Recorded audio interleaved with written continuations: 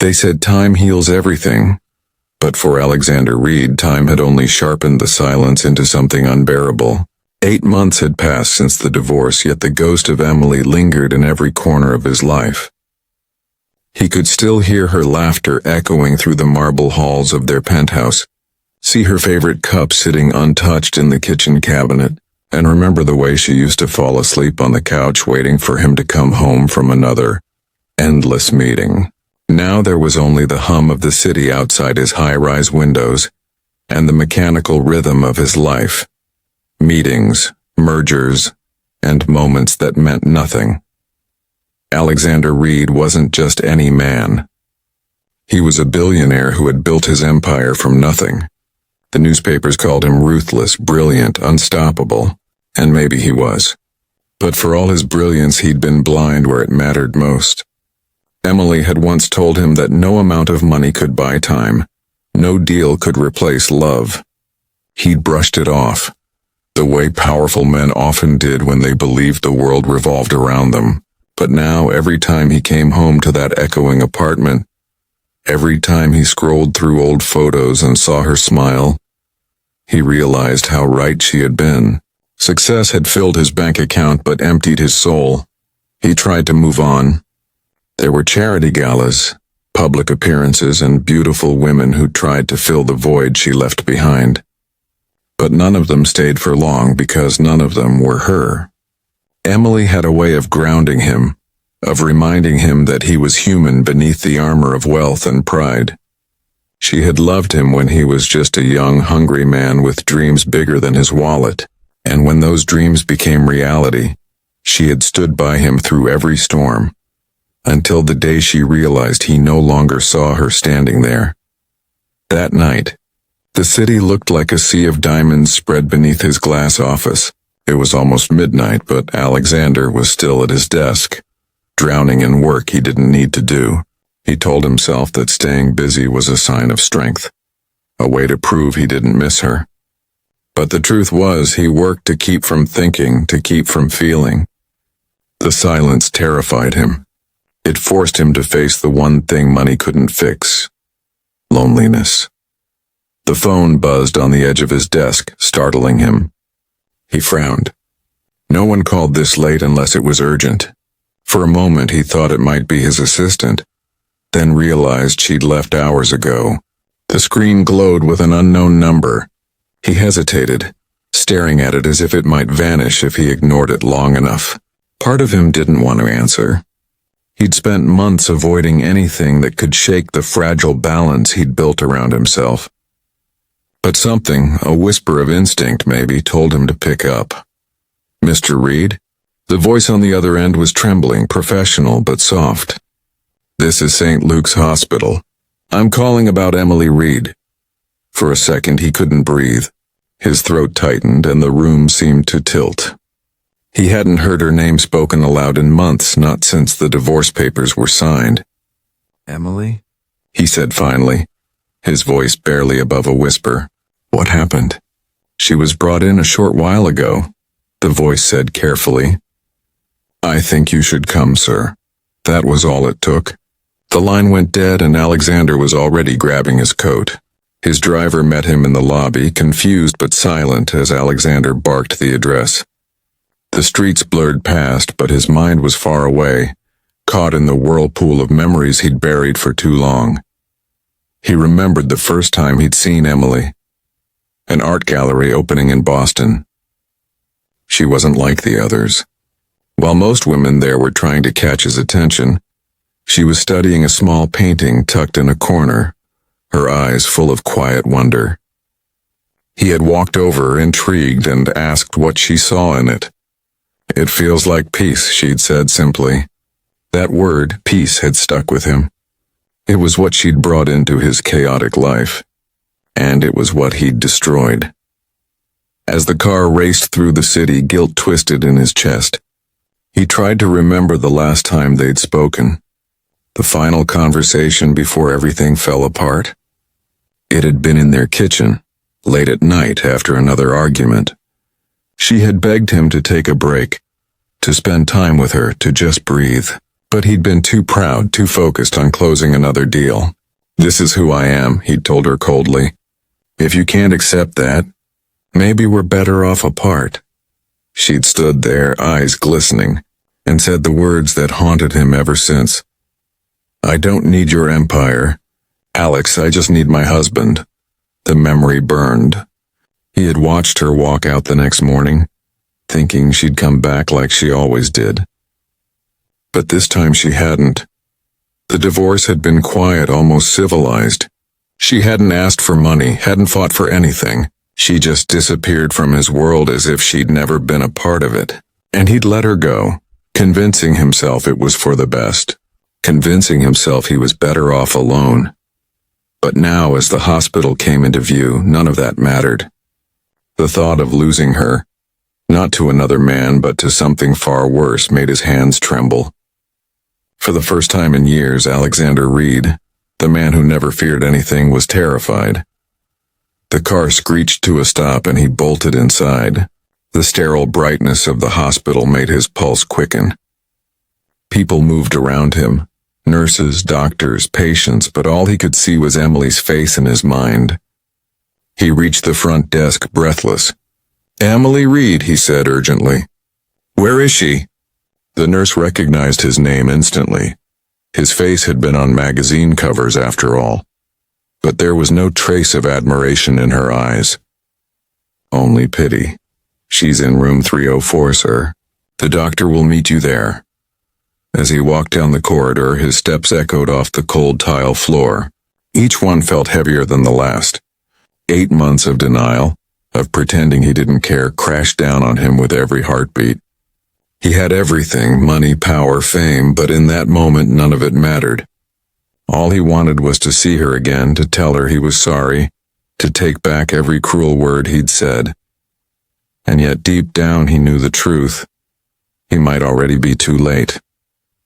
The words hit him like a wrecking ball, shattering the fragile control he'd held on to for months.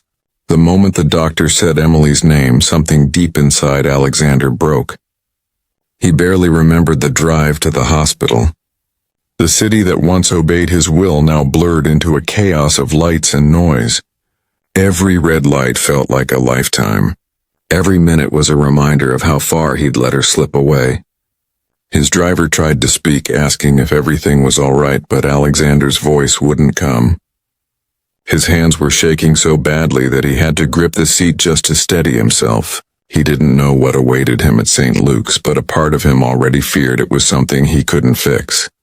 Something even his billions couldn't change. The hospital loomed ahead like a fortress of white light against the night sky. He pushed through the glass doors, ignoring the security guards who called after him, and rushed to the front desk. His voice was raw when he spoke Emily's name. The nurse typed something into her computer, her expression softening as she said, "She's in room 304. Please wait for the doctor before going in." But waiting had never been something Alexander was good at. He turned toward the hallway, his pace quickening, his mind racing through 1,000 possibilities. What if she'd been in an accident? What if she was dying? What if she'd been calling for him and he hadn't been there to answer? The questions tortured him as he walked. For years he'd built walls around his emotions, telling himself that caring made him weak. But now in this cold, sterile hallway, he'd give up everything he owned just to hear her voice again. The door to her room was slightly ajar.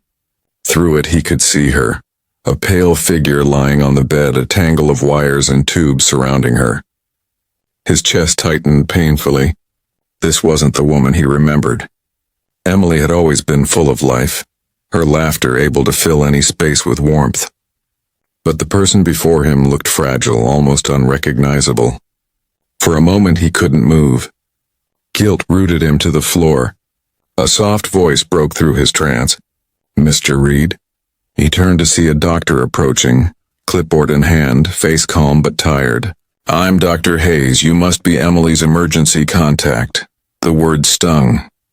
He hadn't realized she still listed him as that. "She collapsed at work," the doctor explained. "Severe exhaustion and dehydration. She's stable now, but we ran some tests and found something else." He paused, studying Alexander's face carefully. She's been undergoing treatment for several months. I thought you might already know. Alexander's brow furrowed. Treatment? For what? Dr. Hayes hesitated, his voice dropping. Cancer, stage 3. She didn't want anyone to know. I'm sorry. The air left Alexander's lungs. The word echoed in his mind like a gunshot. Cancer. It didn't seem real. Not Emily. Not the woman who used to run 5 miles every morning, who ate healthy, who lived with a quiet strength he always admired. No, he whispered, shaking his head. That can't be right. There must be some mistake. I wish there was, the doctor said softly. She's been in and out of treatment, but she refused extended care. Said she wanted to keep living normally. Alexander's eyes burned. She went through all that alone? His voice cracked as he spoke. Why didn't she tell me? The doctor sighed. Sometimes people don't want to be a burden to those they love. Those words were a blade to the heart. He had been too proud, too stubborn to see that she'd been slipping away even before she left. He'd been so wrapped up in meetings, investments, and appearances that he hadn't noticed the quiet fatigue in her eyes, the time she said she was just tired and went to bed early. He had chalked it up to stress, maybe boredom. He had never asked. He had never cared enough to look deeper. The doctor excused himself, leaving Alexander alone outside the room. He stared at the floor, fighting back the flood of emotions clawing their way to the surface. He had never felt so helpless. His entire life had been about control, controlling outcomes, markets, people. But this was something no amount of money could fix. When he finally gathered the courage to step inside, the beeping of machines filled the air. Emily's chest rose and fell rhythmically beneath the thin hospital blanket. Her skin looked pale, almost translucent under the fluorescent light. He moved closer, his footsteps soundless, and for a moment he just stood there looking at her. He remembered the last time he had seen her smile, really smile. It had been their anniversary years ago. She had surprised him with dinner at home, candles, soft music. But he had been late. He'd come home still on a call, distracted and impatient. He had barely looked at her before sitting down. That night she had quietly eaten alone while he worked. And now, looking at her lying there, he realized that was the night something inside her had started to fade. His hand trembled as he reached out, brushing a strand of hair from her forehead. Emily, he whispered, voice breaking. What have you done to yourself? The sound of his voice stirred her slightly, but she didn't wake. He wanted to apologize right then, to tell her everything he should have said years ago. But the words caught in his throat. He sat in the chair beside her bed, staring at the woman he'd once promised forever to, and wondered how they had ended up here, strangers bound by memories and regret. Hours passed like minutes. The steady hum of the machines was the only sound in the room. Occasionally nurses came and went, but Alexander barely noticed them. His mind was trapped in the past, replaying moments that now felt like punishments. The nights he'd chosen conference calls over dinners. The mornings he'd left before she woke up. The arguments he'd dismissed with cold logic. He had believed success would make up for his absence. He had been wrong. As dawn began to break through the hospital window, painting the room in pale light, Alexander felt a tear roll down his cheek. He hadn't cried in years, not even when his father died. But now the tears came easily. He took her hand, fragile and cool, and whispered, I'm here, Emily. I promise I'm here now. Somewhere deep inside, he hoped she could hear him. Because for the first time in his life, Alexander Reed didn't want to win anything, own anything, or prove anything. He just wanted one more chance to hold her, to make it right, to tell her that the truth he'd been denying all this time was simple. He still loved her. And he always had. His knees almost gave out as the truth sank in. Emily had been fighting cancer alone for months. and he had been living in ignorance, cocooned in his self-made world of glass towers and luxury. How could she have gone through all of that without telling him? The question echoed inside his head. Clawing at every wall he had built to protect himself from guilt, he lowered himself into the chair beside her hospital bed, his breath shaky, his heart pounding so hard it felt like it might burst. She looked so small lying there, her frame fragile under the hospital blanket. Her skin was pale, almost translucent, and the dark circles under her eyes told stories of nights spent in quiet pain. He reached for her hand. It was cool to the touch, light as air, and for a moment he wondered how he had ever let her slip through his fingers. The woman who had once been his entire world now looked like a stranger caught between life and death. As the rhythmic beeping of the machines filled the room, memories began to crash over him like waves. He remembered her laughter echoing through their old home, the way she used to tease him when he forgot to eat, the quiet dinners where she'd talk about dreams of opening her own art gallery someday. He remembered how her smile could calm him after the worst days. And then, just as easily, he remembered the arguments, the sharp words, the cold silences, the way she had stopped smiling when he walked through the door.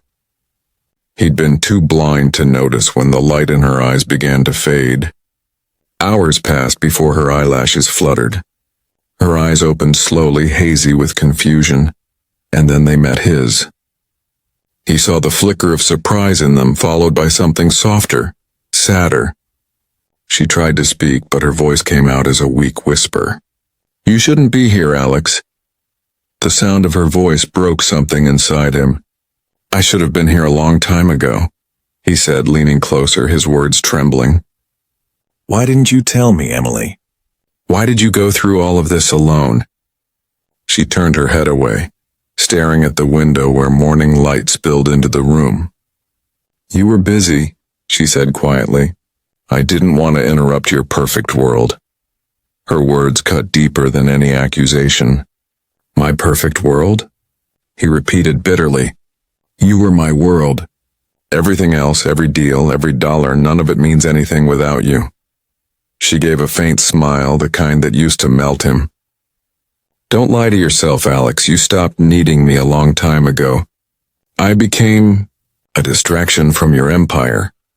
He felt the sting of tears behind his eyes. "That's not true," he whispered. "I was stupid, I know that now. I kept thinking I could make it up to you one day, that once things slowed down I'd give you everything you wanted. But time doesn't wait, does it?" Her gaze softened, and for a moment he saw a flicker of the woman he had fallen in love with. "You always thought life was something you could schedule," she said weakly. "You thought love worked like business deals, that it would still be there when you were ready to sign the papers." He bowed his head, unable to meet her eyes. "I know, I was arrogant. I thought I had all the time in the world." A quiet silence settled between them, heavy with everything they had left unsaid. The machines hummed softly, filling the spaces where their words couldn't reach. Alexander sat there holding her hand as if letting go would make her disappear again. When a nurse entered to check her vitals, Emily's eyes closed briefly, exhaustion claiming her again. The nurse gave Alexander a sympathetic glance before leaving. He stayed, watching the slow rise and fall of her chest, terrified of the thought that it might stop. His mind wandered back to the first few years of their marriage. They had been so happy once. Emily used to make breakfast for him before he left for work, sometimes sneaking little notes into his briefcase that said things like, "Don't forget to smile," or "Dinner at 8. No excuses. He used to laugh at them, even look forward to finding them. Somewhere along the way those notes had stopped coming, and he hadn't even noticed when they did. He thought about all the promises he had made, vacations they never took, nights he had chosen work over her, the times she had fallen asleep waiting for him to come home. He thought about the last time she had told him she loved him, and how he had barely looked up from his laptop to respond. Now sitting in that hospital room, none of it made sense. How could he have been so blind, so heartless? He had measured his worth in numbers, not moments. And now he was surrounded by everything money could buy, but not the one thing it couldn't give him back. When Emily opened her eyes again, hours later, she looked at him with quiet exhaustion. "You look tired," she murmured. "You should rest." He shook his head. "I'm not leaving you. Not this time." Her lips curved into a faint smile. "You always say that," she whispered. "But this time I believe you." He swallowed hard. "Emily, I don't know if you can ever forgive me, but I need you to know I see it now. All of it. The way I pushed you away, the way I made you feel small. I thought I was doing everything for us, but I was only doing it for me." Tears welled in her eyes. "You were never cruel, Alex, just lost. You were chasing a life that didn't include me anymore." He moved closer, brushing his thumb against her cheek, feeling the fragility of her skin. "It should have always included you. You're the only part that ever made sense." For the first time in years they sat together in silence, not the cold, resentful silence that had filled their marriage at the end, but a softer one. It was a silence full of memories, regrets, and a quiet kind of love that never really died. When night fell, Emily drifted into a light sleep, her hand still in his. Alexander sat watching her, afraid to blink, afraid she'd vanish if he looked away. And in that quiet room, surrounded by machines and shadows, he understood what true powerlessness felt like. He had built empires, conquered markets, and bent the world to his will. But here, in front of her, he was just a man who had everything, and lost the only thing that mattered. He leaned forward and whispered into the darkness, "I'm here now, Emily. I swear I won't run again." But even as he said it, a painful truth lingered in the back of his mind. Sometimes love doesn't wait for us to be ready. Sometimes when we finally come home, it's already too late. The days that followed blurred together in a haze of antiseptic air, sleepless nights and quiet moments filled with words left unspoken.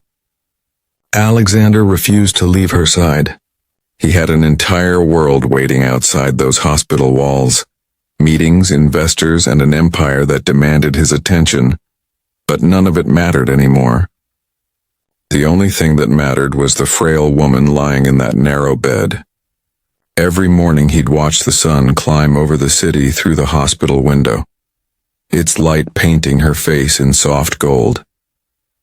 He would bring her flowers she couldn't smell, her favorite books she was too weak to read, and coffee she could no longer drink.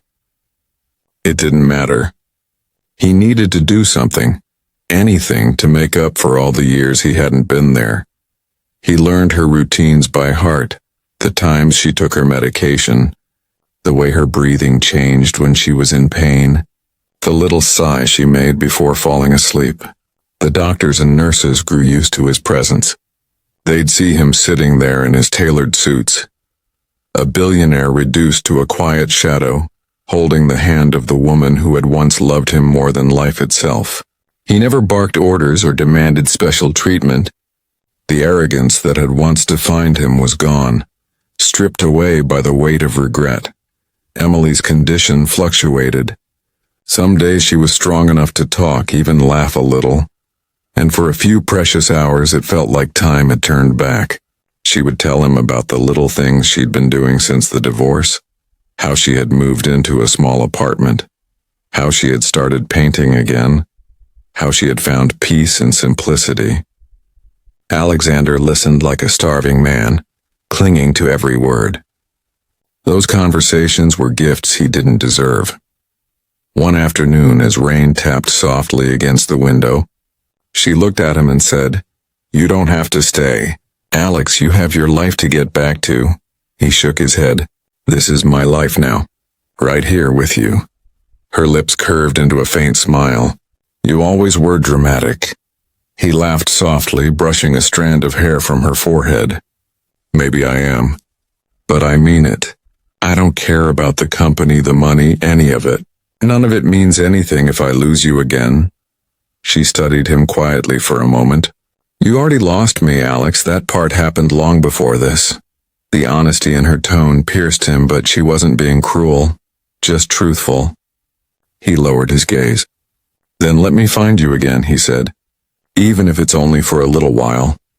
She didn't answer, but her fingers tightened weakly around his. That small gesture told him more than words ever could. As the days stretched into weeks, Alexander became a different man. He stopped taking calls. He canceled meetings. The world began to whisper. Headlines about the reclusive billionaire who had disappeared from the spotlight. But he didn't care. For once, his name didn't matter. All he wanted was more time. He prayed for it in the quiet of the hospital chapel, a place he'd never thought he'd step into. He sat there for hours, his hands clasped, his forehead pressed against the cold wood of the pew, whispering promises to a God he'd never spoken to before. He promised that if Emily lived, he'd change everything. He'd sell the company, start a foundation, spend his life making things right. But even as he prayed, a heavy dread hung over him. Emily's strength waned. Her hair fell out in soft clumps on the pillow. Her skin grew thinner, her breath shorter. Still, she smiled at him when she could. You always said you could fix anything, she whispered one night, her voice weak but teasing. Can you fix this? He squeezed her hand gently, his eyes brimming with tears. If I could trade places with you, I would in a heartbeat. She smiled faintly. That's not how love works. It's not about saving someone. It's about staying, even when you can't. Those words stayed with him. He stayed through the pain, through the long nights when she couldn't sleep, through the moments when she grew too weak to speak. He would hum softly to her, songs she used to love, and sometimes she would drift off with the faintest smile. One morning, as the city woke to a pale dawn, she looked at him with tears in her eyes. I never wanted your money, Alex, she whispered. I just wanted you.